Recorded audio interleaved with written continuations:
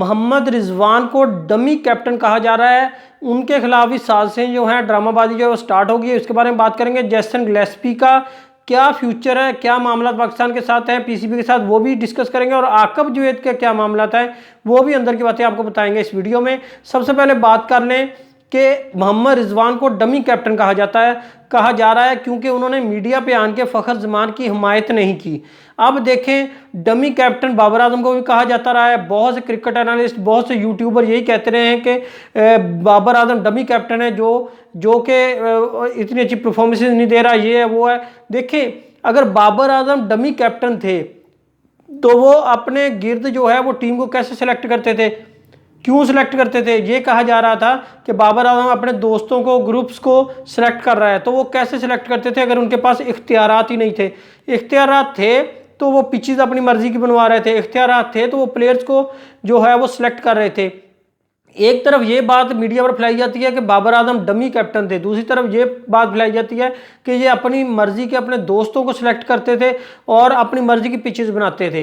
इसी तरह शहीन शाह अफरीदी को जब लगाया गया बाबर आजम को हटाकर, तो शहीन शाह अफरीदी डमी कैप्टन है जी, इनके पास इख्तियारात नहीं है। तो अब मोहम्मद रिजवान के बारे में यही बातें की जा रही हैं कि मोहम्मद रिजवान डमी कैप्टन है, इनको फ़खर जमान के बारे में बात करनी चाहिए थी। मीटिंग में फ़खर जमान ने जो ट्वीट किया उसके बारे में बात करनी चाहिए थी। अब देखिए, किसका दिल नहीं करता, बंदा किसी बंदे के साथ एक दिन गुजार ले तो उसका दोस्त बन जाता है। तो फ़खर जमान, बाबर आजम, मोहम्मद रिजवान, इन्होंने तो क्रिकेट सालों साल खेली है। कौन कप्तान नहीं चाहता कि फ़खर जमान जैसा ओपनर जो है वो टीम में हो? सिर्फ अनापरस्ती की वजह से उनको साइडलाइन किया गया है। अगर मोहम्मद रिजवान खामोश है इस बात पर, तो वो अंदर से कुछ ना कुछ मामला चल रहे होंगे, किसी ना किसी तरह मामला हल हो जाएंगे। अगर मोहम्मद रिजवान भी मीडिया पे आके बात करना स्टार्ट कर दे, क्योंकि उनका अभी डेब्यू होने जा रहा है वाइट बॉल में एज ए कैप्टन, अगर वो भी बातें स्टार्ट कर दे मीडिया पे, तो मामला तो और जो है वो ख़राब हो जाएंगे। मामला इस तरह नहीं सुधारे जाते, मामला अंदर से अंदर सुधारे जाते हैं। कोई माफ़ी तलाफ़ी होगी, कोई मसले मसाइल को हल किया जाएगा, किसी बात को माना जाएगा, कोई बात मनवाई जाएगी, तो ये मसाइल जो हैं ये हल हो जाएंगे। मोहम्मद रिजवान जो है वाइट बॉल में डेब्यू करने जा रहे हैं एज ए कैप्टन, अच्छी परफॉर्मेंस दें। उन्होंने इतना फ़खर जमान के बारे में मीडिया पर नहीं बात की, तो ये अच्छा किया है।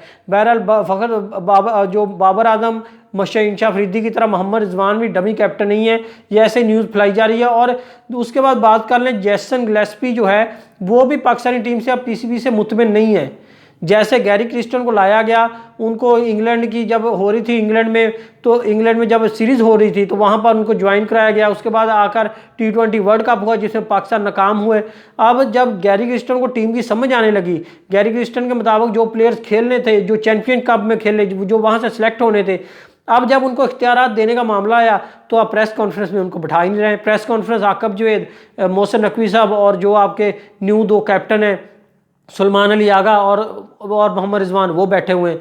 तो जब उनसे इख्तियारात ही उनके मामला जो तय हुए थे उनके मुताबिक नहीं दिए गए, तो उन्होंने अपनी राहें अलहदा कर ली। ये राहें ऑस्ट्रेलिया के दौरे के बाद अलग होनी थी, लेकिन गैरी क्रिस्टन ने यही मुनासिब समझा कि अभी जो है ये इख्तियारात वापस कर देने चाहिए, ये अपने रिज़ाइन कर देना चाहिए। तो उन्होंने वो रिज़ाइन कर दिया। अब जेसन गिलेस्पी जो है उनको सिर्फ इख्तियारात इस ऑस्ट्रेलिया की सीरीज़ के लिए दिए गए हैं, क्योंकि ऐन वक्त पर आप किसको कैप्टन बनाते? आपका जो मामला थे वो तो ये थे कि ऑस्ट्रेलिया के दौरे बाद आपने बदलना था हेड कोच, लेकिन आपने जो है वो उन्होंने पहले इस्तीफा दे दिया गैरी क्रिस्टन ने।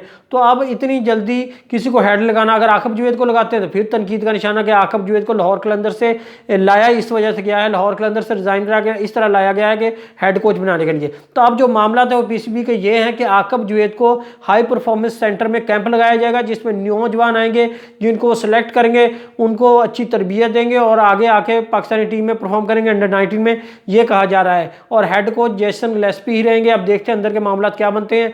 हो सकता है ऑस्ट्रेलिया का दौरा जो है वो अपने गले से जो है वो गलावा लाकर जेसन गिलेस्पी के गले में डालना हो, और एंड में जेसन गिलेस्पी जो है वो भी रिज़ाइन दे के अपने मुल्क चले जाएं और आकब जुवैद को हेड कोच बना दिया जाए। तो कोई भी मामला इनमें से 2 हो सकते हैं। अगर आपको हमारी इन्फॉर्मेशन अच्छी लगी तो हमारे चैनल को सब्सक्राइब कर दें ताकि आने वाली वीडियोज़ आप तक पहुँच जाए। Thanks for watching.